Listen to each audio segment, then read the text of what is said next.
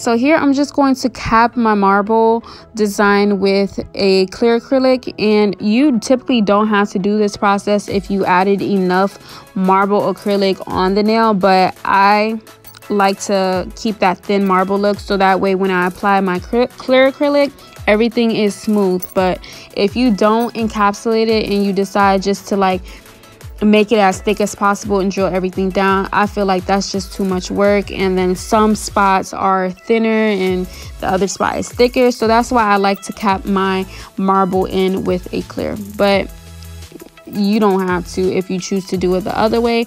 But this is just what I prefer, and it just saves so much time when I do it this way.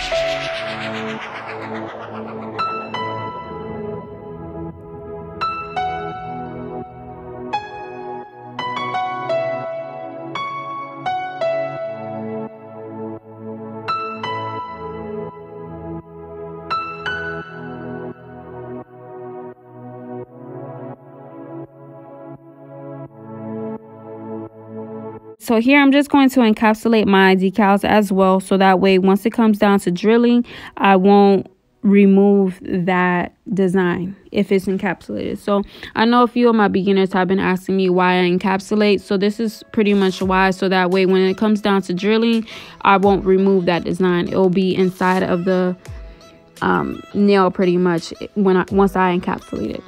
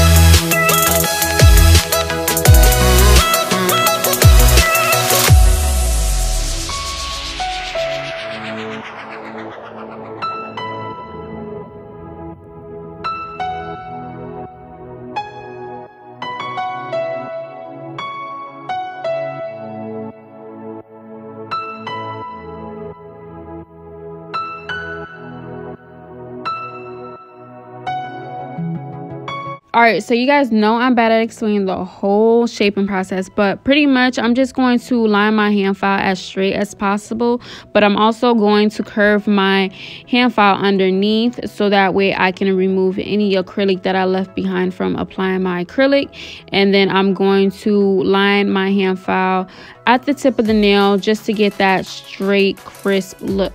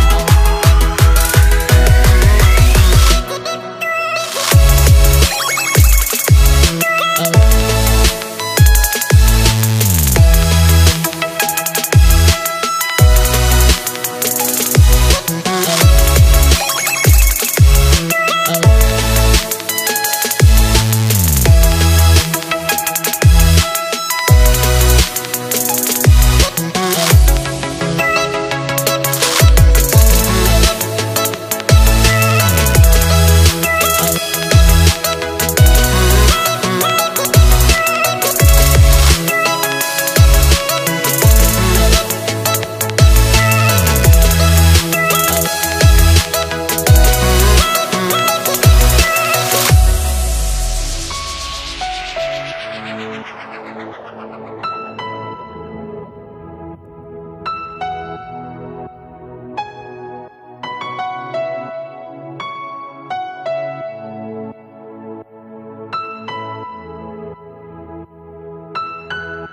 so next I'm just going to use my e-file and drill everything down and get the thickness that I want it to be at. And I'm just going to drill around the cuticle so that way if I did end up getting acrylic onto the skin, I'll just remove that with my drill bit.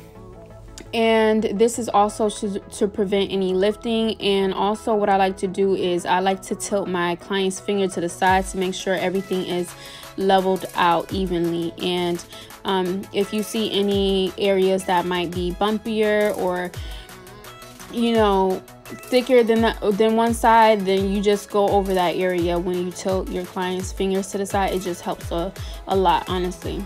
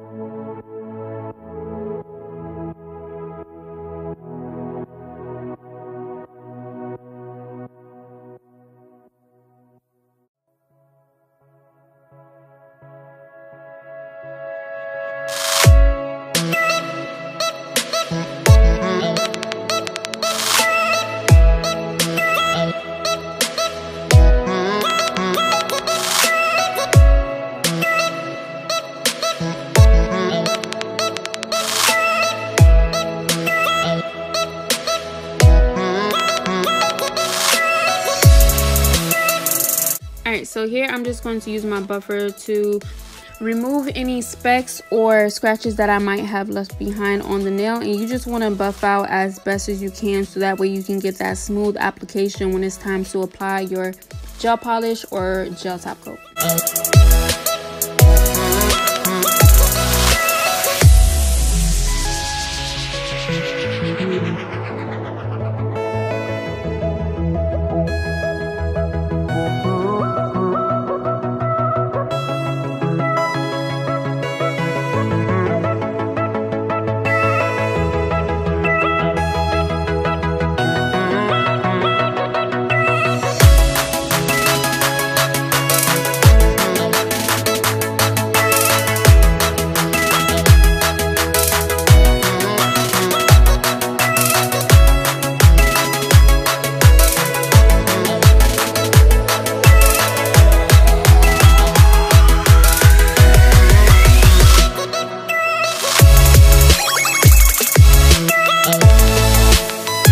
Alright, so here I'm just going to go in with my lining brush that I got from Kupa. This lining brush was a lot thicker than what I'm actually showing you in this video. So if you do decide to purchase this brush, it is going to be a lot fuller than what I'm showing you in this video. So I did have to go in and pluck, well, cut the hairs that's on it just to get that really thin look. So I'm pretty much just lining my brush to the corners, well, the edges of the nail, just to get that perfect straight line. And then I'm just going to do the same at the edge of the nail. You want to make sure you cover the free edge as well, so that way it's not white and then the corners are orange, if that makes sense. But if you don't want to do that, you don't have to do it, but that's personally what I like to do.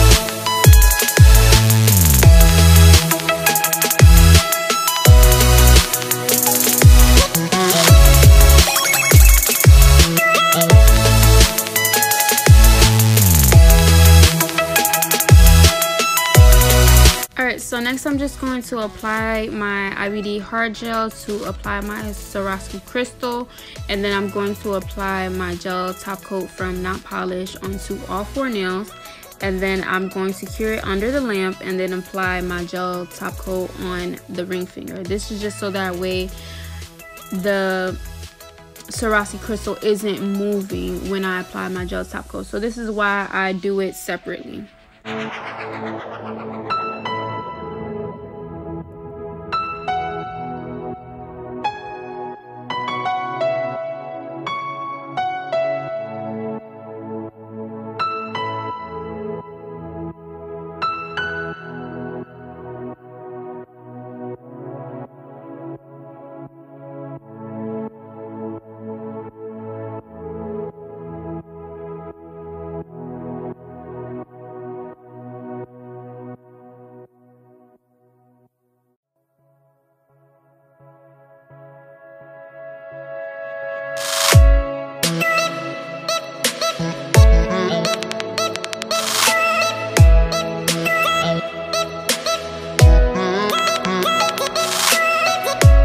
I'm just going to apply cuticle oil just to hydrate the cuticles, and that is it for this video. Thank you guys so much for all the love, all the comments you guys have been leaving. Please like, comment, subscribe. If you guys enjoy this voiceover, let me know so I can make more.